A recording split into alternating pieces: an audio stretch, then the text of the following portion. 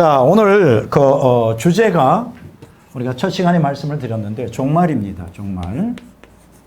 종말. 근데 이제 사실은 오늘 총체적인 그 주제의 그 성경 구절은 하박국서 3장 2절이죠.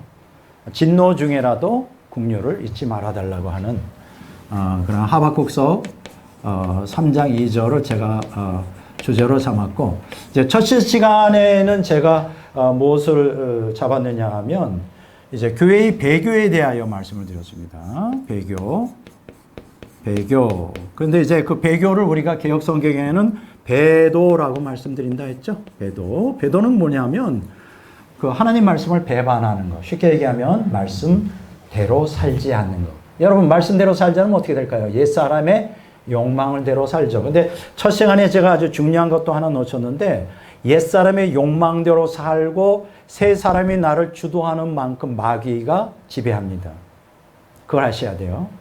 자, 마귀가 지배하는 게 거듭났어도 어떤 사람 착각을 해요. 거듭나면 성령이 계시니까 성령이 지배하기 때문에 마귀가 우리를 좌지우지 못한다는 그건 착각이에요. 물론 성령이 우리 영 안에 있지만 그때부터 새 사람과 옛 사람이 이제 서로 장악하는 싸움이 시작되는 거예요. 그러니까 사실 거듭난다는 것은 구원의 시작이고 격렬한 영적 전쟁의 시작인데, 우리가 신학이 잘못되다 보니까 거듭나면 그냥 구원이 끝난 거, 완성된 거고 이제는 천국 들어간다 이렇게 너무 단순무지하게 가르치기 때문에 그건 아니에요. 구원이 시작되는 거예요. 그리고 구원이 시작된과 동시에 새 사람과 옛 사람이 이제 새 사람이 형성되면서 옛 사람이 격렬하게 싸우겠죠. 그럼 옛 사람을 누가 지배하죠? 마귀가 지배하죠. 새 사람 누가 지배하죠? 성령이 지배하죠. 근데 새 사람이 옛 사람보다 약하면 누가 이길까요? 마귀가 이기는 거죠. 그런데 마귀가 이기는데 완전히 마귀에게 먹히지 않는 이유가 뭐죠? 우리가 거의 그로기 상태에 넘어갈 때쯤은 특별한 은총이 그냥 임해요. 우리가 기도하지 않는데도 그런 경험을 저는 많이 경험해 봤습니다. 그러니까 제가 지금 얘기하는 게 다 제가 경험한 걸 얘기하는 거예요. 그렇지만 그러한 특별한 은혜의 단비만을 기대하면 안 되는 거예요. 그렇게 되면 특별한 것만 하면 대부분은 다 옛사람 욕망대로 살고, 가끔 천부여 의지없어서 울면서 기도, 그때 가끔 한 번씩 내리는 거예요. 그렇게 해가지고 되겠습니까? 항상 승리하고 항상 이기는 삶을 살아야 되겠죠. 그래서 우리가 배교와 배도를 말씀드렸습니다. 데살로니가후서 2장에 그렇게 나온다 그랬죠. 종말의 때에 이제 배도가 있다.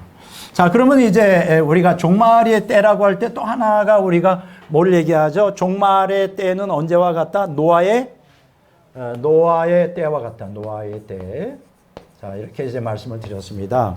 자, 그러면 노아의 때는 언제다? 포스트 모던 시대다. 모던 시대다. 이렇게 말씀을 드렸어요. 자, 이런 것들이 이제 전반부에 이렇게 말씀을 드렸는데, 여기 이제 마태복음 24장에 있는 얘기죠.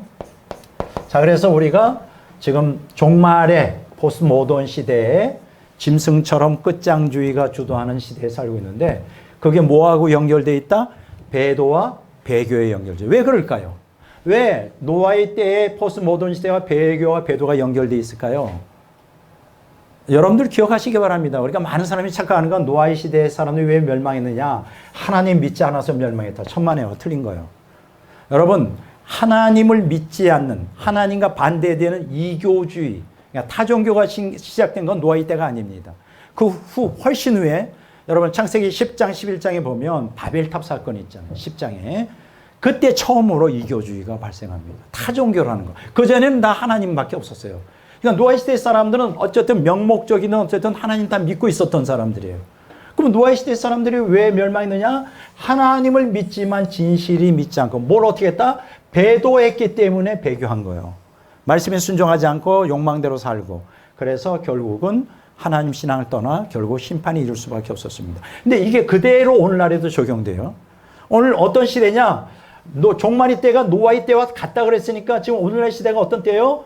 포스트 모던 시대의 오늘날. 그런데 중요한 거는 뭐냐면 교회가 탈기독에 세속화되면서 배도와 배교가 지금 일어나고 있는 거죠. 그래서 그것이 이제 오늘날 우리는 이 포스트 모던 시대를 뭐라고 말하냐? 탈기독교 시대다. 이게 무서운 얘기입니다. 무서운 얘기예요. 탈기독교라는 게 뭐 학문적으로 그렇게 얘기한다 해서. 그게 뭐예요? 아예 기독교가 없어져 버리는 거예요. 그러면 기독교가 왜 없어지면 어떻게 돼요? 하나님 신앙도 없어지는 거예요. 뭐 배도 말씀 불순종 그 차원이 아니에요. 배교보다 더 극단적으로 배교가 그게 이르면 이제 탈기독교, 아예 기독교가 없어져 버리는 거예요. 어떻게 될까? 이 노아의 시대처럼 이제 끝장이 오는 거예요. 그래서 우리는 뭐라고 말한다? 좀 종말의 끝에 살고 있다. 이렇게 예측을 할 수 있습니다. 그러면 종말의 때라는 걸 어떻게 알 수 있을까? 자, 우리가 증거가 있습니다. 오늘같이 노아의 때와 같이 포스트 모던 시대라는 게 또 하나의 증거고요. 결정적인 증거는 뭐냐면, 자, 에스겔서 39장에 있습니다. 자, 한번 다 같이 한번 읽어보도록 이렇게 하겠습니다. 자, 에스겔서 39장. 자, 한번 펴보세요. 자, 종말의 때라는 걸 어떻게 알 수 있느냐? 자, 구약 성경 에스겔서 39장에 보면, 자, 이런 말씀이, 38장이네요. 38장 8절입니다. 에스겔서 38장 8절. 다 같이 읽습니다. 자, 여리고 여러 날 후고 말년에 내가 명령을 받고 그 땅과 오래 황폐하였던 이스라엘 산에 이르리니 그 땅 백성은 칼을 벗어나서 여러 나라에서 모여 들어오며 이방에서 나와 다 평안히 거하는 중이라.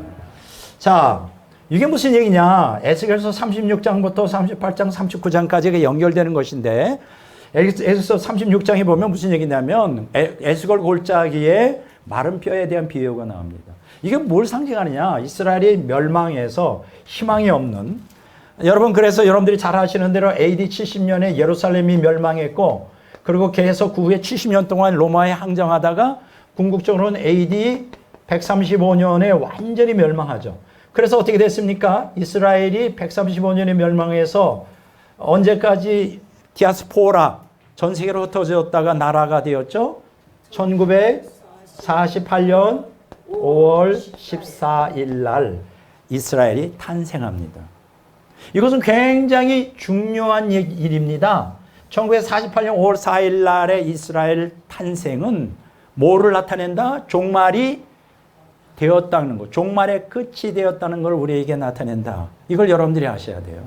왜냐하면 에스겔서 38장 8절에 그렇게 얘기하고 있잖아요. 종말에, 말년에 이스라엘이 고토로 돌아올 것이다. 그러면 1948년 5월 14일 이스라엘이 탄생했으니까 이때는 언제다? 종말이 시작된 것이다. 그리고 종말이 확실하게 시작됐다는 결정적인 증거가 하나 있는데 1948년 5월 14일 건국이 된 후에 1967년에 6월 달에 6.1 전쟁이 있습니다. 6.1 전쟁. 6일 동안 전쟁을 했어요. 왜 이 때가 중요하냐? 바로 이 6.1 전쟁, 1967년 6월 달에 6.1 전쟁을 하면서 예루살렘 고토를 탈환합니다. 그 예루살렘을 탈환해요. 그때 모세 다얀 국방장관이죠. 모세 장군이 이런 얘기를 합니다. 우리는 절대로 다시 이 예루살렘을 뺏기지 않을 것이다. 뺏기지 않을 것이다. 애꾸는 모세 다얀 알죠? 모세 다얀 장군이 그런 얘기합니다. 그래서 1967년 6월 6일은 이제 결정적으로 이제 우리가 종말에 살고 있구나라는 걸 알 수 있습니다. 그리고 그것 더불어 이제 종말이 된 거예요. 자, 그리고 포스트 모던 시대에 살고 기독교는 탈기독교에서 배도와 배교를 하면서 점점 기독교는 이제 무너지고 있다. 자, 그런데 여기에 또 한 가지 이런 것과 더불어 또 한 가지 우리가 생각해야 될 게 있습니다. 여러분, 대한민국이 언제 탄생하죠? 놀라운 것은 이스라엘이 탄생과 더불어 2달, 3달도 안 되어서 하나님의 놀라운 주권적 섭리 가운데 1948년 8월 15일 대한민국이 탄생합니다. 여러분들 기억하셔야 될 것은 이스라엘의 탄생과 대한민국의 탄생은 맞물려 있다는 거예요. 구속사적 측면으로 해석할 수 있어야 돼요. 그래서 신학자는요, 그냥 성경만 해석해서도 안 되고요. 신학자는 모든 분야를 다 알고 있어야 돼요. 특히 오늘 제가 두 번째 여러분들에게 강의하는 것의 중요한 건 역사를 알아야 돼요. 역사. 여러분들, 우리가 흔히 보통 많은 사람들이 생각하기를 우리 대한민국의 역사에 대하여 참으로 너무 잘못 생각하는 사람들이 너무나 많아요. 잘못 생각하는 사람들이 너무 많은데 오늘 그걸 좀 오늘 이 시간에 좀 수정을 좀 해야 되겠다. 이렇게 생각을 합니다. 우리가 보통 대한민국 하면 뭘 생각을 하느냐 하면 대한민국 하면 이제 우리가 대한민국. 이제 오늘 이 시간 이제 그동안은 교회를 중심으로 했다면 이게 교회하고 대한민국 국가하고 지금 연결되어 있어요. 이게 좀 중요한 거예요. 이제 문제가 되는 게 뭐냐면 우리 한국의 지금 역사가 심각하게 왜곡이 되어 있어요. 제가 우리 한민족 역사를 좀 깊이 근대사하고 이제 고대사와 근대사는 우리가 학교에서 다 배우잖아요. 여러분들 교과서 딱 펴면 거기에 뭐가 나옵니까? 고조선 신화부터 고명우선이라는 것부터 이제 고구려 백제 신라 그렇게 나오고 사실은 삼국시대가 아니에요. 사국시대입니다. 가야가 들어가야 돼요. 가야가 들어가는데 이제 역사의 기록은 그 승자의 기록이잖아요. 가야를 빼버린 거예요. 신라가 점령하면서. 그래서 삼국시대에 거쳐서 통일신라, 그 다음에 고려, 그 다음에 조선 이렇게 나오잖아요. 그래서 우리가 중고등학교 때 저도 그렇고 여러분들 그렇고 배운 그 역사의 기록이라는 게 단편적이고 왜곡되어 있어요. 여러분들 기억하셔야 될 것은 한민족 역사는 고대사, 우리가 근대사, 그 다음에 현대사 이렇게 나누잖아요. 우리가 고대사 한국 이제 삼국시대부터 시작해서 그 다음에 이제 조선 말기까지 이렇게 말할 수 있죠. 조선. 그 다음에 근대사는 이제 우리가 이승만 독립부터 이제 대한민국이 이제 건설될 때까지를 얘기한다고. 현대사는 그 이후에 오늘날까지 현대사 이렇게 말하잖아요. 보통 우리가 역사를 그렇게 배웁니다. 근데 여기서 문제가 되는 게 뭐냐 하면 그래서 우리가 고대사 하면 이제 우리가 크게 나오잖아요. 삼국시대하고 그 다음에 고려까지 우리가 뭘 섬겼죠? 이제 불교를 섬겼잖아요. 불교. 그 다음에 조선시대는 무슨 종교를 섬겼죠? 유교를 챙겼잖아요. 그리고 내가 배운 바로는 우리 한민족의 그 고유 전 종교 이렇게 말해가지고 샤머니즘이라고 제가 배운 게 그거예요. 샤머니즘이라는 게 뭐예요? 애니미즘 비슷하게 해서 무당굿하고 귀신 불러들이고 신과 인간 사이의 영매 역할하고 그런 게 샤머니즘이잖아요. 그래서 우리가 배운 거는 우리 한국의 고유의 전통적인 종교는 무식한 샤머니즘이었다가 조금 고등종교인 이제 불교가 처음에 어디로부터 들어왔냐면 고구려의 근초 고왕인가 그 사람부터 이제 시작된 거로 우리가 이제 알고 있어요. 예, 근초 고왕 시대부터 알고 있죠. 그래서 불교가 우리 한국에 들어온 건 언제냐면 불교가 AD 372년이 고구려의 소수님 왕이구나. 죄송합니다. 소수님 왕. 예, 그때 372년에 들어와요. 그 다음에 삼국시대가 언제 끝나느냐? AD 1392년. 이때가 이제 삼국시대가 멸망하고 고려가 시작되는 거예요. 그러면 고려는 언제 시작되느냐? 이제 아니야. 고려까지가 1392년. 지금 헷갈리네. 그 다음에 조선시대가 건국이 되죠. 조선. AD 1392년에서 조선이 언제 끝나죠? 한일 합병이 시작되는 AD 1910년. 자, 그러면 한번 계산해 봅시다. 자, 고대사는 이제 고구려의 372년에 이제 시작되어서 소수님 왕 때 불교가 들어와서 불교가 언제 끝나요? 고려 시대. 이게 이제 조선에 의해서 끝나죠. 1390년. 그러니까 몇 년간이에요? 다 합하면 20년간이에요. 예, 불교. 그리고 유교는 언제요? 1392년에서 1910년 조선이 끝나니까 유교가 518년. 이게 유교죠. 그러면 요거를 갖다가 합하면 몇 년? 총 우리 민족이 불교와 유교. 그 밑에는 뭐가 깔려있다? 샤머니즘이 깔려있다. 이렇게 우리는 배웠어요. 그러면 다 합하면 얼마냐? 1538년. 이렇게 나옵니다. 그러니까 쉽게 얘기하면 1538년 동안 우리 민족은 불교와 유교를 숭배하던 다들 그렇게 알아요. 그것이 우리 민족의 정신과 기본을 형성하고 있다. 그 밑바닥에 뭐가 깔려있다? 샤머니즘이 깔려있다. 이렇게 우리는 배웠습니다. 근데 제가 역사를 깊이 연구하기 시작했어요. 그래서 깜짝 놀라는 게 있어요. 우리 역사를 연구해 보니까 그 윗대가 있어도 그 상고시대라는 게 있었어요. 자, 좀 지워주실래요?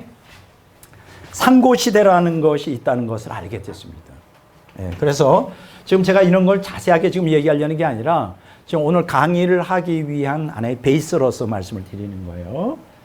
자, 상고시대에 역사가 있다는 걸 알게 됐는데 그게 뭐냐? 자, 상고시대에는 이제 환국, 배달국, 고조선입니다.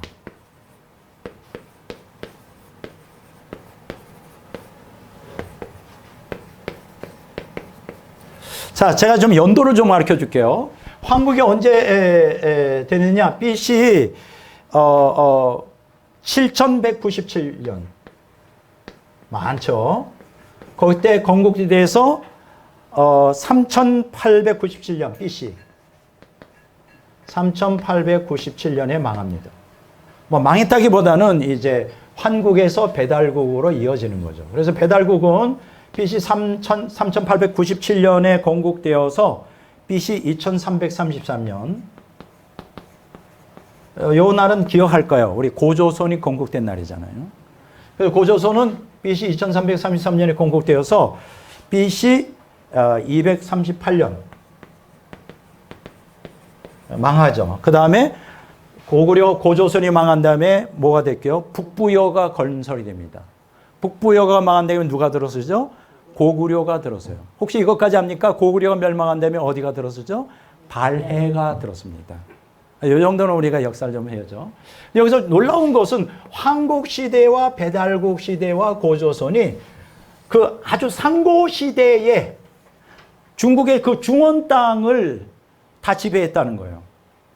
역사적 사실입니다. 그런데 그거를 왜 우리가 모르고 있을까요? 중국이 우리 한민족의 상고시대의 역사를 자기 거로 다 탈취해 갔어요. 중국이 정부 주도로. 그래서 우리는 모르는 거예요. 다 뺏어가서. 그리고 원래 우리 한민족은 이 문서를 굉장히 중시하고 이 글쓴서 역사적인 사료를 남는 것을 잘하는 민족인데 조선시대에 중국의 지배를 받다 보니까 우리 한민족이 중국의 한족보다 더 월등한 민족이고 중국의 중원 땅을 상고시대에 우리가 지배했다는 것을 중국 정부가 알면 우리를 침공해 멸망시킬까 봐 왕들이 나서서 그걸 다 수거해서 다 없애버립니다. 참 심각한 문제죠. 심각한 문제. 그래서 상고사, 우리 한민족의 상고사는 말살된 거예요. 말살됐어. 그걸 중국의 역사로 편입됐고, 그러면 고대사는 어떻게 됐을까? 고대사는 왜곡이 됐어요. 고대사는 누가 왜곡시켰을까? 일본이 왜곡시킵니다. 그러면 근대사는 누가 왜곡시킬까요? 근대사 이승만 나쁜 놈, 뭐 3.15 부정선거의 원흉, 그건 다 누가 했을까요? 김일성이가 그렇게 한 거예요. 왜냐하면 남한의 정부를 괴뢰로 몰아야 북한 정부가 정통이 되기 때문에. 그러면 그 김일성이 근대사를 왜곡시켜 이승만을 아주 매도하는데 앞장섰는데 그걸 누가 그대로 답습할까요? 종북 세력들이 지금까지도 그렇게 하고 있는 거예요. 이해가 되죠? 지금 이렇게 한민족 상고사는 중국에 의해 말살되어 중국 역사로 편입되고 고대사는 왜곡되어 일본에 왜곡되어 일제 사관에 의하여 완전히 왜곡이 되고 그리고 근대사는 북한에 의해 왜곡돼서 오늘날 지금 상고사는 없어지고 상고사의 고조선은 신화로 전락해버리고 고대사와 근대사만 우리 한민족의 왜곡된 역사를 중고등학교, 대학교에서 배우고 있는 거예요. 이해가 되죠? 자, 이런 상황 가운데서 제가 이제 사실 역사 신학자는 아닙니다. 제가 사실 가장 약점이 뭐냐면 연도 못 외우고요. 제 생년월일 말고는 아는 게 없어. 이름 못 외워요. 이거는 아주 목회자에게 치명적이기도 하고 역사 신학을 하는 사람에게는 아주 치명적이에요. 그런데 어쨌든 이쪽 분야에 연구하는 사람이 없으니까 나라도 이렇게 무식하고 안 된 사람에도 했는데 연구해 보니까 너무 기가 막힌 사실을 알게 되는 거예요. 우리 한민족이 한국이 BC 7197년에 건국되어 고조선이 2308년에 멸망했으니까 자그마치 몇 년이죠? 7000년 동안 뭘 섬겼는지 알아요? 제가 깜짝 놀랐어요. 삼신일체 하나님을 섬겼습니다. 우리가 보통 삼일체론을 뭐냐면 삼위일체 이렇게 이제 하잖아요. 사실 이 용어보다 삼신일체가 더 성경적이에요. 삼신일체 하느님을 섬겼어요. 누가? 환국, 배달국, 고조선이 삼신일체 하나님을 섬겼어요. 그들은 인격적인, 제가 연구해 보니까 이 삼신일체 하나님을 섬겼던 환국, 배달국, 고조 7,000년 동안 섬겼고, 우리는 불교, 유교가 기껏 해봐야 1538년밖에 안 돼요. 그 이전에 7,000년 동안 우리는 인격적 하나님을, 성경에 계시는 하나님을 섬겼던 민족이다. 이걸 알게 된 거예요. 놀랍지 않아요? 그러니까 우리의 그 민족의 혼, 민족의 뿌리, 우리 민족의 정신의 그 깊은 곳에는 누가 자리하고 있냐? 하나님이 자리하고 있는 거예요. 이게 굉장히 중요한 얘기입니다. 우리는 샤머니즘이 아니에요. 우리의 정신 문화는 우리가 불교가 아니에요. 유교가 아니에요. 우리는 하나님이 우리 민족의 기초를 이루고 있는 거예요. 그리고 더 놀라운 것은 환국, 배달국, 고조선의 건국 이념이 뭐냐. 이게 굉장히 중요한데, 이들은 삼신일체 하나님을 섬겼고, 건국 이념이 뭐냐 하면 홍익인간과, 자, 이게 좀 작아요. 좀 초크가 좀 긴 거 없나요? 아, 예, 왼쪽. 아, 예, 잠깐만. 죄송합니다. 자, 이제부터 이제 중요한 얘기를 하겠습니다. 환국, 배달국, 고조선의 건국 이념이 뭔지 알아요? 홍익인간. 제세이와요. 어디서 들어봤죠, 홍익인간? 이런 건 들어봤을 거예요. 고조선의 뭐 건국 이념이 홍익인간이다. 이건 다 아는 얘기예요. 그리고 제세이와. 여기서 홍이라는 거는 넓을 홍이에요. 이익은 뭐냐? 유익을 준다요. 그러니까 널리 인간에게 유익을 준다. 여기서 널리라는 거는 보편적으로, 쉽게 얘기하면 박애죠, 박애. 인류 박애. 이걸 제가 인류 박애라고 그랬어요. 인류 박애.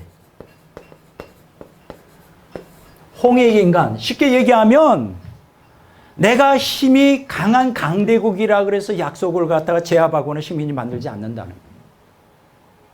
우리는 항상 약한 자에게, 약소국이나 약한 자에게 항상 그 유익을 주는 박애 정신. 제세가 뭐냐? 여기서 제는 있을 제고, 이건 세상이고, 이는 그 진리예요. 이치. 그게 뭐예요? 온 세상을 진리로 교화한다.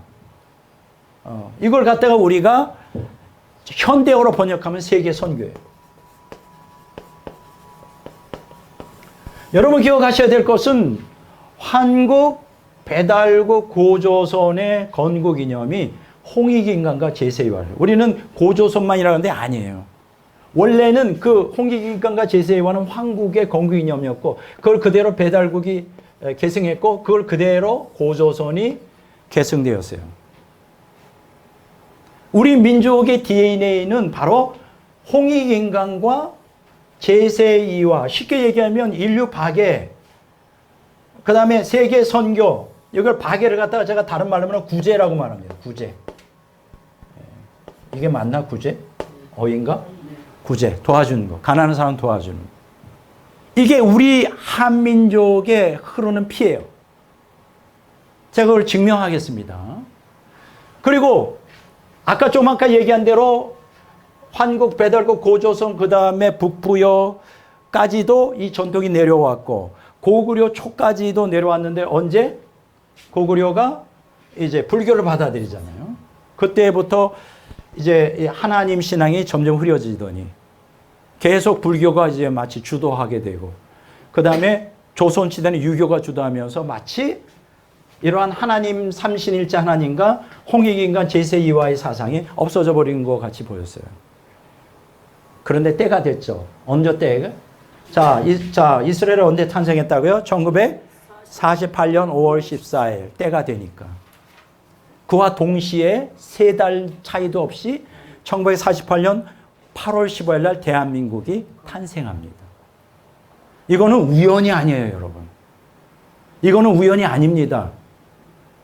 우연이 아니고 하나님의 주권적 섭리에 의한 거예요. 여러분들 기억하셔야 될 것은 왜 하나님께서 1948년 5월 14일 언약 백성, 선민인 이스라엘을 2000년 동안 나라 없다가 탄생시켰을까? 종말이 되어서.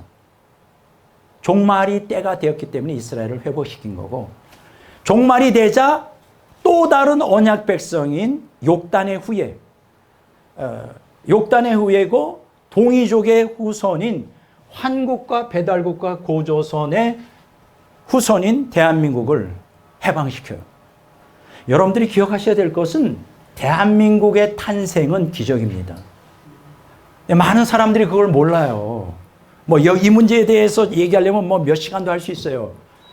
대한민국이 탄생한 거는 그건 기적이에요. 그때 여러분들 기억하셔야 될 거는 대한민국이 탄생하기 전에 이승만이 수십 년 동안 하와이에서 독립운동하는 동안에 대한민국은 존재가 없었어요. 여러분, 자꾸만 사람들이 이 역사를 단편만 보고 자꾸만 얘기하는데, 미국이 1900년 이전에 1800년 말에 한미 상호 조약을 맺거든요. 그런데 조미 수교를 하는데 이런 질문을 하죠. 왜 그러면 우리나라를 보호 안 하고 일제에게 넘겨주었느냐? 미국이 용인을 하고 일본과 영국이 협상을 해서 한국 사람을 일제가 지배하도록 용납을 한 거거든요. 여러분 기억하세요. 그때는 우리나라가 나라가 아니었어요. 미개인이었어요. 나라로서 가치가 없었어요. 그러한 의식이 유럽 사람들, 미국을 포함하여 유럽 사람들 속에 지배하고 있었고, 심지어는 1948년 대한민국이 해방되고 심지어는 6.25를 끝나서도 그 개념이 바뀌질 않아요. 여러분들 잘 아듯이 6.25 전후로, 해방 전후로, 6.25 전후로 우리는 미개한 수준을 벗지 못하는 후진국이었어요.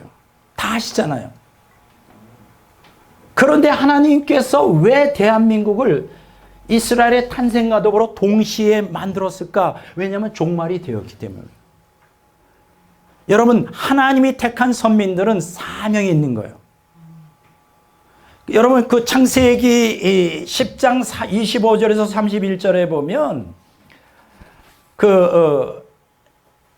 에벨이라고 하는 에벨의 후손, 그러니까 셈의 후손, 셈의 족속, 그래서 이게 그렇죠?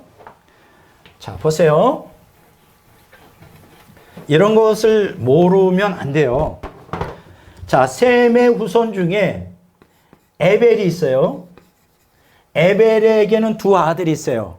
벨렉과 욕단이 있어요. 그럼 벨렉의 6대손이 누구냐? 아브라함이에요. 여러분들이 잘 아시는 대로 아브라함은 이스라엘의 조상이죠. 언약 백성이죠. 그러면 욕단의 후손은 누구냐? 이 사람들이 하나님께서 뭐라고 그러냐면 동양 끝으로 가서 시빌리라고 하는, 지금으로 하면 시베리아로 가라. 여기서 국가를 세우라는 거예요. 근데 여러분, 제가 한민족 상고사를 연구해 보니까 우리 환국, 배달국, 고조선이 환국이 어디에서 시작됐는지 알아요? BC 7197년에 시베리아에서 시작됩니다. 그 시베리아에 어디냐면 바이칼 호수라고 있어요. 그건 모든 학자들이 동의하는 거예요. 바이칼 호수, 생명의 호수. 거기가 한민족이 태어난 곳이다.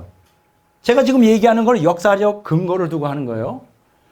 그래서 시베리아가 사실은 한민족이 탄생한 곳이고, 거기를 중심으로서 이제 동쪽으로 남쪽으로 해서 만주, 그 다음에 중원 땅까지, 한반도까지 이게 퍼지는 거죠. 그래서 이 욕단은 벨렉의 후손이 아브라함이기 때문에 벨렉은 선민이잖아요. 그 에벨이 선민이에요. 에벨이 선민인데 거기에서 두 선민이 탄생했다. 벨렉이라고 하는 아브라함의 후손 이스라엘과, 그 다음에 에벨의 후손이 욕단의 후손이 이제 이거 뭐예요? 한민족이죠. 동이족인데 한민족이에요. 또 다른 선민이에요. 그래서 마지막 때가 되었을 때 1948년 54일 아브라함의 후손인 이스라엘을 건국시켰고요. 또 또 다른 선민인 대한민국을 1948년 8월 15일에 또 건국시킵니다. 여기까지 이해가 되잖아요. 자, 그런데 놀라운 게 있어요. 대한민국이 건국이 되었지만 미개한 나라였어요. 아주 후진국 정도가 아니라 아주 미개한 나라였어요. 근데 건국된 후, 그러니까 1948년 8월 15일 건국된 후 오늘날까지 몇 년 동안, 이제 6.25를 지난 다음에 몇 년 동안, 오늘 현대까지 70년이 지났어요. 70년이 지난 다음에 하나님이 어떻게 만들어주셨는지 알아요? 후진국에서 선진국으로 만들어주셨어요. 어디를? 대한민국. 선진국. 그게 더 놀라운 게 있어요. 선진국에서 뭐로 만들어주신지 아세요? 강대국으로 만들어주셨어요. 안 믿어지죠? 여러분, 식민 지배를 받았던 나라가, 완전히 후진국이었던 나라가 선진국 된 예가 없어요. 그리고 그런 나라가 강대국이 된 예가 없어요. 과거에도 없었고 현대도 없고 앞으로도 없어요. 우리나라가 유일해요. 우리는 보통 이렇게 얘기합니다. 우리 대한민국은 한강의 기적이라고. 천만에요. 대한민국의 기적은 하나님의 기적이에요. 이걸 알아야 돼. 지금 대한민국이 선진국이 됐다고 깝죽거리면서 강남에 잘 사는 그 기독교인도 예외 아니에요? 1년에 최소한도 2번의 해외 안 나가면 이건 왕따 당한다고. 그런 말이 어디 있어요? 왜 부자로 우리를 만들어 주셨는지, 왜 선진국, 강대국으로 만들어 주신 이유가 있잖아요. 이유가. 그 이유가 뭐냐? 내가 그걸 얘기하려고 하는 거예요. 여러분 보세요. 역사를 우리가 공부하면 너무 중요한데, 자, 2021년 7월 2일 대한민국이 UN 무역개발회의라는 게 있어요. UNCTAD라고 하는 회의가 있는데 그건 195개국 회원국이에요. 엄청. 거기서 만장일치로 대한민국을 개발도상국에서 선진국으로 결정해버렸어요. 언제? 2021년. 2021년 얼마 안 됐죠? 자, 2021년 7월 2일. 선진국 됐어요. 선진국 됐어. 2021년. 그런데요, 더 놀라운 게 있어요. 더 놀라운 게 뭐냐면 바로 그 다음 해 2022년 얼마 안 되죠? 지금부터 2년밖에 안 되죠. 2022년 12월 31일 US 뉴스 앤 월드 리포트라는 게 있어요. 이거는 이러한 그 통계를 전문적으로 하는 전문 곳이에요. 강대국을 10개를 뽑았어요. 그럼 여기서 강대국은 꼭 경제력만이 아니라 경제력, 군사력, 외교력 통합한 거예요. 그래서 1등부터 10등까지 강대국을 뽑았는데 우리가 몇 등인지 알아요? 6등이에요. 6등 됐어, 6등. 우리는 선진국일 뿐 아니라 강대국이 안 믿어지잖아. 왜 안 믿어질까? 70년 만에 됐다는 게 말이 되냐고. 한 300년 동안 그랬으면 우리가 자부가 있어. 70년 만에. 저는 바로 산증인이에요. 1954년 탄생인데 탄생해서 뭐 5살, 6살, 7살 서울에 살았는데도 불구하고 물론 밥은 안 굶었지만 극빈자였어요, 다들. 처음으로 나온 게 뭐냐? 선풍기 처음 봤어. 그 다음에 흑색, 백색 전화라고 그래. 전화가 있다. 그거 하나만 넣으면 막 목에 힘이 가던 시대예요, 서울에서도. 그러더니 흑백 텔레비가 나와. 그 다음에 칼라 텔레비가 나와. 그 다음에 뭐 나온지 냉장고라는 게 나와. 지금이 아무것도 아니지만 그때는 하나하나 있을 때마다 기절할 정도예요. 그러니까 저는 후진국에서 선진국이 되는 모든 걸 다 지켜봐왔던 산증인이요. 우리 뭐 감독님은 더 하시겠지만 더 하시지. 그래서 저는 한국이 이 세상에서 가장 살기 좋은 지상낙원이라고 생각합니다. 이렇게 말하면 뭔 미친 소리요. 헬조선이지. 헬조선? 그래, 한번 너가 한번 미국에 10년 살아볼래? 헬조선인지 파라다이스 대한민국인지. 지상낙원이에요, 여러분. 우리 한국이 왜 지상낙원인지 말해볼까요? 뭐가? 교통, 일단 교통 좋잖아. 응? 교통 최고예요. 또 뭐가 좋을까? 자, 한번 말해봐요. 의료 최고지, 의료보험. 이야. 교통 최고. 또 뭐가 좋을까? 생각이 그렇게 안 나요?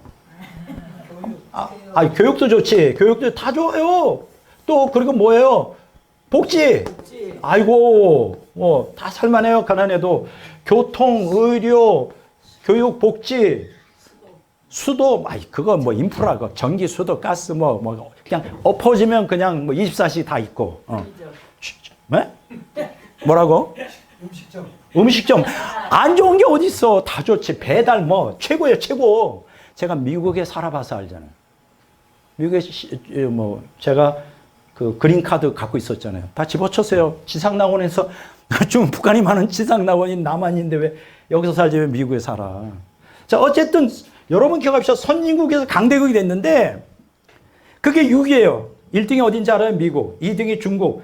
3번이 러시아. 4번이 독일. 5번이 영국. 그 다음에 6번이 한국이에요. 이게 22년도 12월 달에 발표됐는데 지금도 똑같아요. 24년도. 그 다음에 7번째가 프랑스, 8번째가 일본입니다. 여러분 아십니까? 1인당 국민소득이 마침내 일본을 넘었어요. 얼마 전에. 우리가 더 부자라니까 일본 사람들 가난해졌어요. 그리고 9번째가 UAE, 아랍에미레이트. 10번째가 어딘지 알아요? 이스라엘. 선민. 우리나라가 6위가 되니까. 6위, 6등이에요. 그러니까 우리는 뭐냐? 선진국이면서 무슨 나라다? 강대국에 들어간 거예요. 이건 세계에서 인정하는 거예요. 6위. 그럼 여기서 한 가지 질문을 해야 돼요. 이게 제일 중요해요. 이게 중요한 게 아니라 왜 하나님께서 70년 만에 그렇게 찢어지게 가난했던 그런 나라를 선진국으로 만들고 강대국으로 만들어 줬을까? 그런 거. 조금 더 추가할게요. 2차 세계대전 이후 신생 독립국 중에서 경제 발전과 민주주의를 동시에 이룩한 나라는 대한민국이 유일하다. 자세한 얘기를 안 할게요. 식민지 됐던 나라들은 절대 선진국 못 돼요. 왜냐하면 그게 식민지에서 벗어나도 그 안에 주도 해먹던 것들이 대대손손이 계속 해먹거든. 발전 안 돼요. 자, 대한민국은 인구 5천만 명 이상에 가진 나라 중 선진경제 민주주의를 동시에 이룬 5나라 중에 하나이다. 5나라가 어딘지 알아요? 미국, 일본, 독일, 영국, 한국. 근데 한국 빼놓고 4나라는 다 뭐예요? 식민지배했던 나라예요.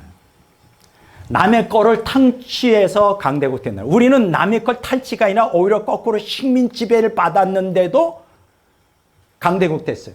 선진국 강대국. 이거 기적 아니에요? 기적이에요, 기적. 그러면 여기서 한 가지 질문합니다.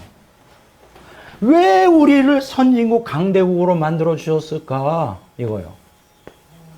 이유가 있어요. 우리는 이스라엘처럼 또 다른 선민이기 때문에 사명이 있다고. 오늘 제가 강의하는 내용은 무슨 얘기냐면 2가지. 우리의 정체성이 뭐냐를 알아야 된다.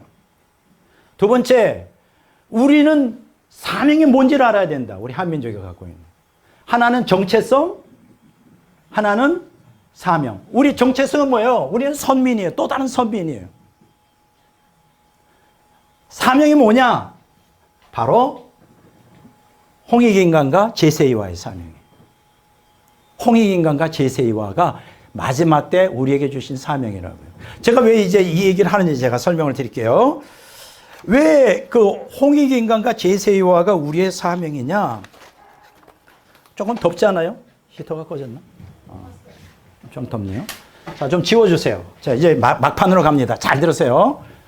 우리의 정체성은 우리가 삼신일체 하나님 믿는 또 다른 선빈이다. 우리의 사명이 뭐냐? 이것만 오늘 이제 남은 시간 동안 여러분들이 알고 가시면 중요한. 내가 무엇을 위해 살아야 되는지. 선진국 되고 강대국 됐다고 매일 놀러 다니라고. 부자 됐다고 그거 아니라니까요. 그러면 얻어맞아요. 얻어맞아. 자, 왜 그러냐? 첫째는 뭐냐면 이스라엘을 한번 봅시다. 이스라엘이 선민이잖아요. 근데 선민인데 이 사람들이 선민의식이 뭐로 너무나 왜곡이 됐냐면 선민의식이 국수주의로 바뀝니다. 자기네들이 하나님의 선민이라는 건 오케이, 좋아. 근데 그것이 이스라엘만 하나님의 선민이고 다른 이방 사람들, 다른 나라에 관심이 없어. 다른 나라들을 아주 열등한 민족으로 하고 그냥 깔아뭉개고 개 취급을 하고 그렇게 대우를 해요. 근데 여러분들 보시면 창세기 12장 1절에서 3절에 보면 하나님이 아브라함과 그 후손을 택할 때 뭐라 그랬어요? 내가 너를 복을 주실 거야. 그러면서 복을 주시는데 왜 너에게 복을 주는지 알아? 너가 복의 근원이 되게. 우리 개혁성경에 복의 근원이라 그러고 우리가 개혁개정성은 복이 되라. 누구한테 되라는 거예요? 이방 나라에 이방 나라. 그러니까 너가 복을 받아서 그 복을 전해주라는 거예요. 통로가 되라. 그런데 여러분 놀라운 일이 있어요. 이스라엘이 선민이잖아요. 이 사람들이 다 합해야 1200만밖에 안 돼요. 1400만인가? 네. 이 이스라엘 사람들이 1400만이에요. 전 세계에. 그런데 이 1400만이 되는데 이 사람들이 600만이 팔레스타인에 살아요. 600만.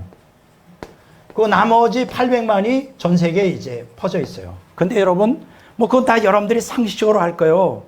이 1400만밖에 안 되는데 전 세계 인구의 0.2%밖에 안 돼요. 0.2%. 그런데 이 사람들이 얼마나 대단하느냐 하면 노벨 수상자 중에 23%를 차지해요. 그리고 노벨 경제학상을 65%가 유대인이 받았어요. 1400만밖에 안 되는데. 그리고 그 미국 연방준비은행이라고 FRB가 있어요. 이게 무슨 얘기냐면 FRB는 우리나라는 한국은행인데 그 차원이 아니라 돈줄을 갖고 있어. 그래서 이 FRB가 딱 쥐고 있으면 대통령 월급도 못 줘요. 전부 그냥 목숨줄을 쥐고 있어요, FRB. 그 FRB 의장이 몇 명이냐면 그동안 15명이 지났는데 그 중에 11명이 유대인이에요. 미국 아이비리그 유명한 대학의 최고급의 대학교의 30%가 교수가 다 유대인이에요. 미국 대법관의 3분의 1이 유대인이에요. 대법관. 그리고 JP 모건, 골드만삭스 이러한 그 증권회사 창업자가 다 유대인이에요. 구글과 페이스북 다 유대인이에요. 창업자가. 무슨 얘기냐 하면 정치, 경제, 사회, 문화 다 유대인이 장악하고 있는 거예요. 전 세계. 미국까지. 그래서 미국이 꼼짝 못해. 1400만밖에 안 되는 국민인데 괜히 이스라엘 잘못 보이면 아주 큰일 날까 봐 꼼짝을 못해. 벌벌 떨어. 이건 뭐다? 하나님이 아브라함에 복을 주신 거예요. 그래서 복을 엄청 받았어. 이제 근데 왜 복을 주셨을까? 복의 근원이 되라. 너희를 통하여 이방 사람들이 동일한 복을 받게. 근데 그걸 안 했어. 자기네들만 받겠다고 끝났어요. 실패한 거죠. 물론 복의 근원은 아니지만 어쨌든 예수님을 통하여 왔으니까 복을 받은 건 맞는데 적극적으로 이방 나라를 돕지 않았다요. 방해했어 오히려. 그래서 어떻게 했어? 하나님이 멸망시켰잖아요. 이스라엘. 근데 2000년 동안 나라 없다가 다시 종말이 되니까 세워놓은 거예요. 기준 삼으로. 그리고 또 누굴 세웠을까? 대한민국을 세운 거예요. 자, 그런데 이게 첫 번째 이스라엘. 두 번째, 예수님을 믿는 사람들. 이걸 이제 그 기독교 국가. 이 사람들도 성경의 약속대로 예수님에서 복을 받았죠. 그래서 기독교 국가는 크게 두 가지로 나오죠. 16세기의 가톨릭의 그때 당시의 패권 국가가 스페인, 포르투갈.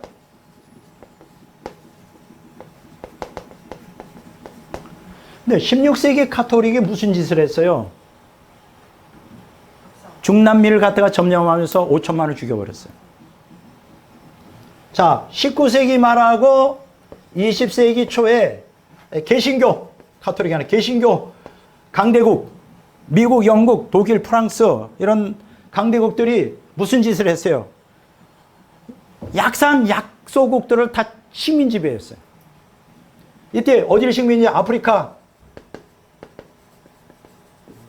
두 번째 중남미는 요 16세기고 중남미. 그 다음에 아시아. 또 어디죠? 중동. 여기를 다 식민 지배를 했어요. 그래서 여러분 지금 우리가 14십창이라고 들어보셨나 뭐예요. 위도 14십창에 종족, 전도가 아직 안 된 종족들이 대부분 거기에 포진하고 있어요. 14지창에. 그 14지창에 그런데 거기에 대부분 종교가 뭔지 알아요? 이슬람이에요. 그럼 왜 14지창에 미종족 지역이고 그들이 종교가 왜 이슬람으로 돌아섰을까? 그 이유가 뭐냐면 거기가 바로 19세기 말 그 20세기 초 개신교가 식민 지배하던 곳이에요.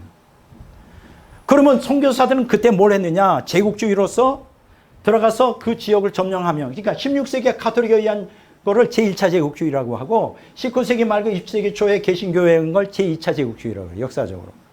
그 제2차 제국주의의 개신교가 무슨 짓을 했어요? 14지창에 식민 지배하면서 온갖 탄압을 당한 거예요. 그리고 선교사들은 가서 제국주의자들의 똘마니 역할을 한 거예요. 좋은 집에 살고 그들을 지배하면서. 그러니까 거기에 사는 약소국들이 어떻게 생각하겠어? 기독교는 아주 악마의 종교라고 생각할 거 아니에요. 전도가 안 돼. 전도가 안 돼. 전도가 안 된다고.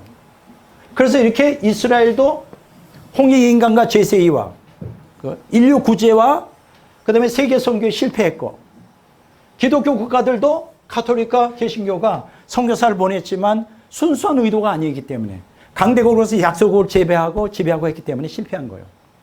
그런데 보세요. 대한민국은 달라요. 또 다른 선면인 대한민국 세 번째, 하나님께서 택하셨잖아요. 대한민국. 아까 내가 했잖아요. 환국 배달국 고조선의 그 건국 기념이 홍익 인간 제세이와라고. 대한민국은 지금 약소국이 아니에요. 선진국이 되었고 강대국이 됐어요. 그러면 우리도 똑같이 뭘 해야 될까? 약소국을 약탈하고 억압하고 그것들 탐정해야 돼. 우리 민족성은 그게 없어요.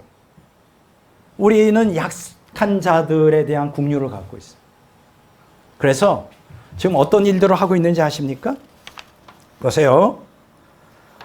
참 우리 대한민국 사람들은 특이한 민족이에요. 자, 인류 구제를 하는데 홍익인간 정신으로. 우리나라가 가난했으면 이런 거 못하지. 지금 부자가 되고 선진국 되고 강대국이 되니까 예를 드는 거예요. 많은 예 중에. 아프리카 열악한 환경에서 굶주리는 사람들을 진심으로 돕기 위해 토지를 과학적으로 연구하고 식량 증산에 대한 농법을 가르쳐주고 그 토질에 맞는 식물을 재배해 여러 나라들의 기하를 해소했어요. 그러니까 아프리카들이 다 좋아하지. 한국 사람들 좋아하죠. 자, 두 번째, 한국인은 물이 부족한 아프리카에 우물을 파서 정수하여 식수와 농업소를 쓰게 했을 뿐 아니라 학교와 의료시설을 세워 건강하게 배우며 꿈을 키울 수 있도록 도와주었어요. 다 있는 거예요, 자료에. 세 번째로 한국인은 중국과 몽골에 걸쳐 있는 고비 사막에 수십 년 동안 나무를 심어 사막을 숲으로 바꿔놓았어요. 자국민들도 못하는데 이거 먼지 들어오잖아요. 우리나라에 황사라고. 그 원인이 그 몽고 지역의 사막화가 돼서. 국가에서도 못해서 그걸 갖다가 우리 한국 사람이 가서 수십 년 동안 수림 사업을 한 거예요. 식목일처럼. 수십 년 동안 울창한 숲이 돼버렸어요. 놀랍지 않아요? 한국 사람이 한 거예요. 그렇게 아무 조건 없이. 그래서 이 모래바람을 막을 수 있었고 식물까지 재배하게 된 거예요. 또 한국인은 여러분 몇 년 전에 아프가니스탄이 탈레반에 의해서 재정년되잖아요. 그래서 뭐 서양 선교사를 다 쫓아냈잖아요. 그런데 한국인에게는 예외로 뭘 했느냐? 이미 우리 한국 사람들은 팔레스타인, 그 아프가니스탄에 테러 집단인 탈레반이 들어오기 전부터 18년 전부터 이 박사님이 어떤 이 농업 박사님이 이 거기에 가장 적합한 척박한 땅에도 재배되는 콩을 심은 거예요. 그래서 그 사람들의 영양실조를 해소해주고 있는 거예요. 그러니까 탈레반 같은 이러한 폭력 집단도 나가지 말라고. 우리를 더 계속 도와주라고. 그 정도예요. 그 정도. 그 외에도 굉장히 많아요. 요번에 혹시 그거 아시나요? 며칠 전에 1, 2주 됐나요? 아프리카의 47개국이 우리나라에 모였죠. 아프리카 대표. 아프리카 몇 개 나라인지 아세요? 55개국이. 55개국이 전대인데 47개국이 우리나라에 모였어요. 처음이에요. 그래서 뭐 어떻게 해서 서로 협력하면서 아프리카를 잘 사는 나라로 만들까? 우리 한국 사람에게는 홍익인간 정신이 그 하나님이 심어주는 그게 뭐예요? 이웃사랑이잖아요. 그게 있는 거예요. 그것과 더불어 우리는 뭘 할까? 제세이와 여러분 우리가 선교는 그냥 되는 게 아니에요. 어려운 사람들을 도와주면서 필요를 채워질 때 그 다음에 선교가 들어가는 거예요. 그래서 홍익인간과 제세와 그 인류 구제하고 세계 선교는 같이 가는 거예요. 여러분 놀라운 것은 우리 대한민국의 2023년도 전 세계 장기 파송 선교, 단기 말고요. 174개국에 23,318명이 나가 있어요. 이거는 인구 대비 최고예요, 우리나라가. 숫자적으로는 미국이 1등이고 옛날에는 영국인데 영국이 밀리고 우리나라 2위인데 보세요. 조만간 숫자적으로도 1등이 될 겁니다. 우리는 그런 민족이에요. 그 사명을 갖고 있다고. 보세요. 이스라엘이 선민인데 실패했죠. 홍익인간 제세와 지네들만 잘났다고 이방 사람들 개취급하다가 또 하나님께서 기독교 국가들을 세워서 제국으로 만들어주고 선진국가 아니라 강대국으로 만들어줬는데 홍익인간 제세화를 이루지 못했죠. 마지막 카드가 뭐냐? 대한민국이에요. 우리 대한민국은 선진국 되고 강대국 됐지만 홍익인간과 제세화가 피에 흘러요. 그게 한민족의 DNA예요. 민족적 DNA. 이해가 되죠? 그래서 하나님께서 우리나라를 선진국 강대국으로 앞으로 세워주실 거예요. 제가 이거 지금 매주 설교를 요약하는 거예요. 근데 여러분, 근데 현실이 지금 굉장히 슬픕니다. 그 얘기를 조금 하려고 그래요. 좀 지워주실래요? 이거를 마지막, 얘기를 좀 하려고 합니다. 자.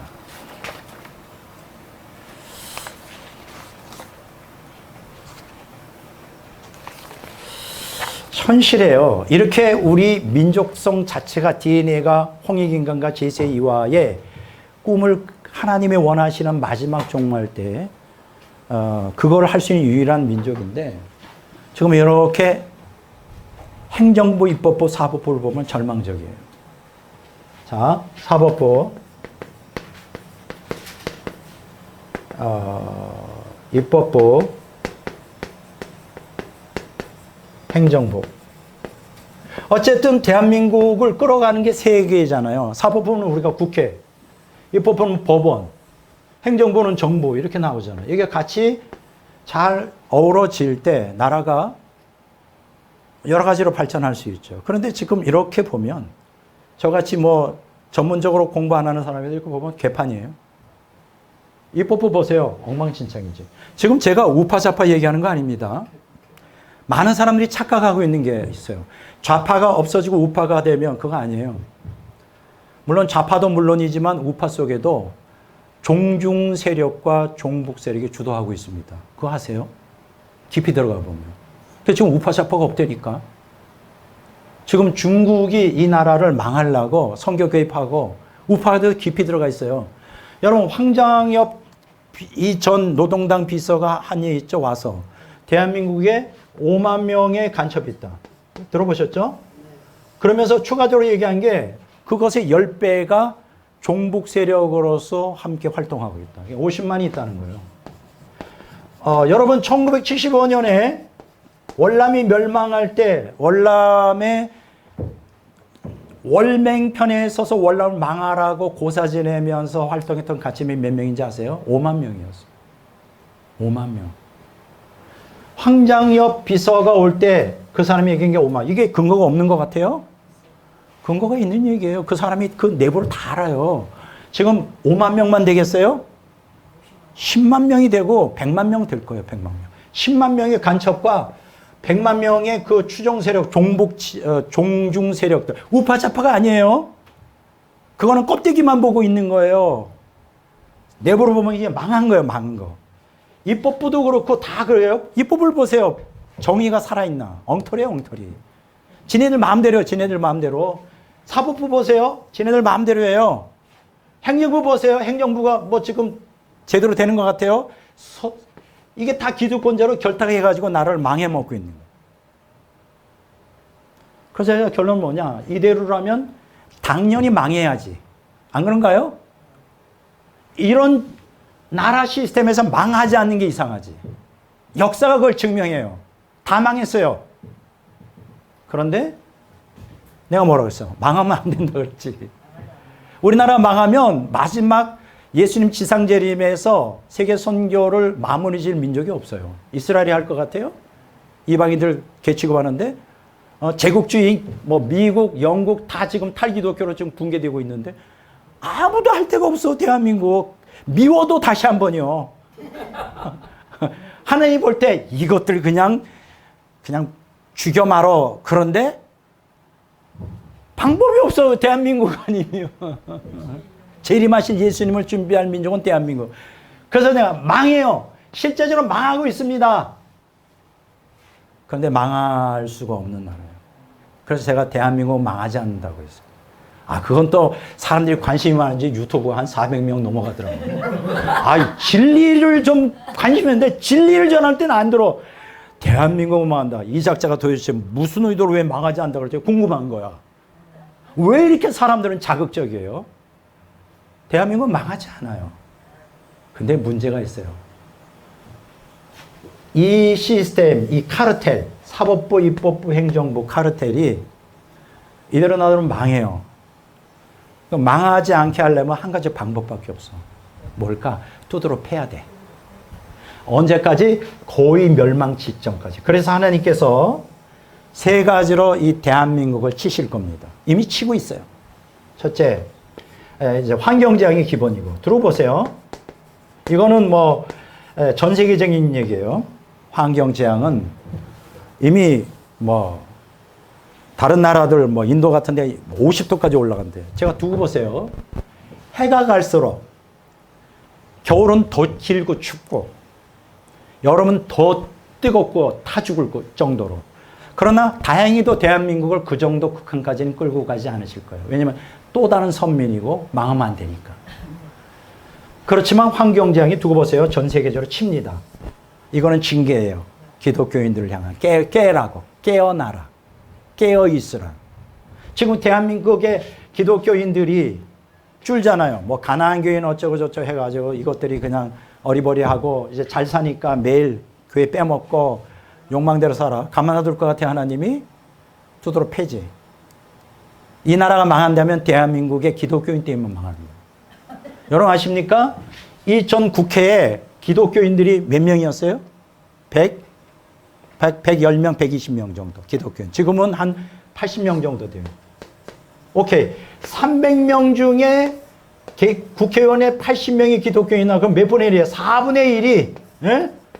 4분의 1이 기독교인이에요. 그러면 여러분 바다에 짠 것 썩지 않게 하는데 몇 프로가 소금기예요? 3%예요. 쉽게 얘기하면 사법부, 입법부, 행정부에 3%의 기독교인만 깨어 있으면 이 나라가 썩지 않아요. 그런데 이렇게 4분의 1. 그러면 국회에 4분의 1이 있다면 사법부에도 4분의 1이 있을 거고 행정에 4분의 1이 있다고 봐야 되겠죠. 기독교인이. 그것들이 뭐 하는 거예요? 세상 사람들이야 성령의 지혜가 없으니까 그렇다 쳐.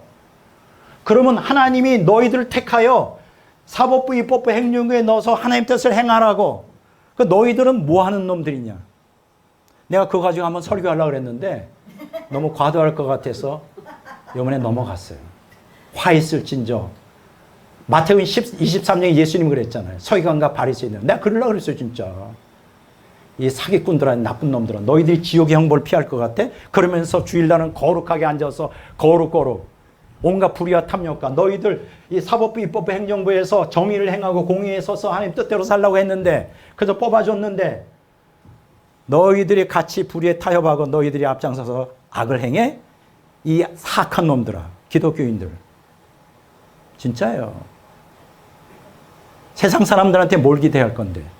하나님을 믿는 사람들이 바로 서 있으면 3%의 소금기가 바다를 정화시키고 썩지 않게 하듯이 대한민국의 3%의 사법부, 입법부, 행정부에 끼어있는 기독교인이 있다면 단 한 명이라도 윌리엄 윌버포스라고 있어요. 영국의 노예 해방을 주도했던 국회의원 한 사람이 영국의 노예 제도를 다 폐지하는 데 앞장섰어요. 그때 영국의 노예 제도로 인하여 미국의 아브라함 링컨이 노예 해방을 하는데 결정적인 영향을 준 거예요. 모든 영국의 국회의원들이 이 사람을 잡아 죽이려고. 왜냐하면 그때 노예 무역이 지금 우리나라로 말하면 삼성의 그 반도체와 똑같은 거예요. 현대의 자동차와 똑같은 거예요. 그거를 없애자 그런데 악하니까. 누가 국회의원들이 돈을 먹고 그 노예 상인들한테 돈을 먹는데 윌리엄 윌버포스를 따라요. 그렇지만 목숨 걸고 우리는 말씀에 순종해야 되는데 그래서 이겼잖아요. 외방했잖아요. 한 명만 사법부의 행정부에 한 명만이라도 제대로 기독교인이 껴있다면 이런 일이 없을 텐데 너무 안타까워요. 그런데 망하면 안 돼. 이 나라 망하면 안 돼. 그래서 이스라엘 백성들은 어떻게 망했다가 다시 2000만 년 후에 했는데 우리를 다시 망하게 했다가 1000년 후에 회복하면 역사가 안 돼. 그러니까 망할 수가 없는 거예요. 다만 우리를 깨우기 위해 어떻게 해야 된다? 환경재앙을 기본적으로. 두 번째 뭐예요? 질병재앙. 여러분 아십니까?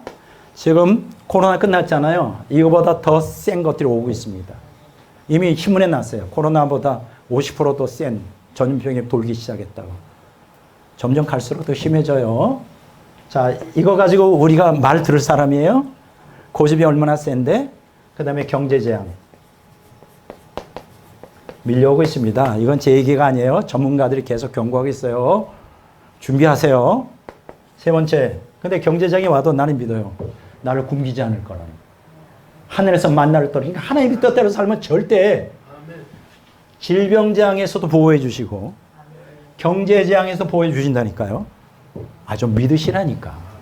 떨 필요가 없어. 나는 믿어요. 나 굶지 않아요. 경제장. 하나님의 뜻대로 살기 때문에. 마지막 이게 이제 결정타예요. 요거 한번 얘기하고 끝냅니다. 전쟁 재앙이에요. 지금 우리 언약 백성이 우리 대한민국 사람들이 정신을 못 차려 질병장, 환경장으로도 눈 하나 까딱 안 해요. 머리가 얼마나 좋은지 이거 다 알아서 커버해요. 이것만은 못 피하지. 전쟁 재앙. 전쟁 재앙이 닥쳐오고 있습니다. 불행하게도. 이건 제 얘기가 아니에요. 여러분들이 잘 아시는 2027년에 이제 중국이 이제 마지막 장애들이 이제 세월호기 시작된 100년 되는 해요. 그래서 이때 대만을 상대로 전쟁을 일으킬 겁니다. 일으켜지 않으면 살아남지를 못해요. 중국의 경제가 완전히 붕괴가 됐기 때문에. 그러면 대만과 중국이 붙으면 어떻게 될까요? 일본은 당연히 그 길을 타서 다시 제국주의를 만들려고 환영하고, 미국도 붙을 수밖에 없어요. 미국에 뭐 트럼프가 되든 안 되든, 이 트럼프가 이게 바보인 게 뭐냐면, 그래서 내가 벌써 20년 전부터 예고를 했어요. 미국은 이제 패권 국가 끝장난다. 트럼프가 자국주의예요. 아이고, 간이 신경 쓰지 마. 그럼 어떻게 되는지 알아요? 대만이 넘어가면 또 태평양이 다 중국에 넘어가요. 그러면 태평양을 지배하고 있는 중국이 바로 아메리카, 북미의 서해안에서 핵미사일을 쏠 수도 있어요. 못 잡아. 그래서 지금 어디가 최후보루냐면 대한민국이 최후보루예요. 대만, 이 라인이. 이걸 뺏기면 안 돼. 대만을 뺏기면 안 되는 거예요. 그래서 미국은 반드시 개입하게 돼 있어요. 근데 어떻게 되냐? 미국이 개입할 때 대한민국까지 대만 전쟁이 하면 중국이 져요. 그만큼 우리가 강대국이 됐어요. 그러면 중국에 대만을 칠 때 개입하지 못하도록 어떻게 할까? 북한을 자극해서 전쟁을 일으키는 거예요. 전쟁이 일어납니다. 여러분 아시죠? 이번에 푸틴이 러시아 대통령이 어제 방문해서 지금 뭐라고? 군사동맹을 재개한다고. 무서운 얘기예요. 막판으로 가는 거예요. 제가 예언자는 아니지만 전쟁 재앙은 피할 수가 없습니다. 전문가들이 얘기해요. 얼마 안 남았어요. 2027년. 지금 2024년 앞으로 길어봐야 2, 3년이에요. 준비하세요. 저희 집에는 지하 벙커가 있어요. 40년 전에 지은 거라 그때는 다 지하실을 본 거. 나는 확신해요. 우리 집에 폭탄 떨어지지 않을 거라는 거. 아직 나는 살아있어. 농담 반 진담 반이에요. 진짜요. 국지전이 아닐 것입니다. 우리 6.25 때 300만이 죽었어요. 모르겠어요. 뭐 1, 2만 정도 죽고 끝날 전쟁이 아니에요. 이번에는 엄청 큽니다. 그런데 결론은 대한민국이 승리할 것이다. 남북 통일이 그때 될 것이라는 생각을 가져요. 남북 통일이 되면요, 우리는 2, 3위 안에는 강대국이 될 거예요. 이건 내 예고예요. 근데 어쨌든 그거는 차후 문제고 전쟁 재앙이 다가오고 있어요. 기도하세요. 기도하셔야 돼. 왜 하나님이 이게 허락하는지 이유를 깨라고. 우리 한민족이 깨어 홍익인간 제2와의 그 마지막 인류 구제와 세계 선교를 감당하라고. 우리는 민족밖에 없기 때문에. 이해가 되죠? 기도하세요. 민족을 위해서. 지금 무섭습니다. 세상이 돌아가는 거 보면 정말 이런 시대가 없었어요. 무서워.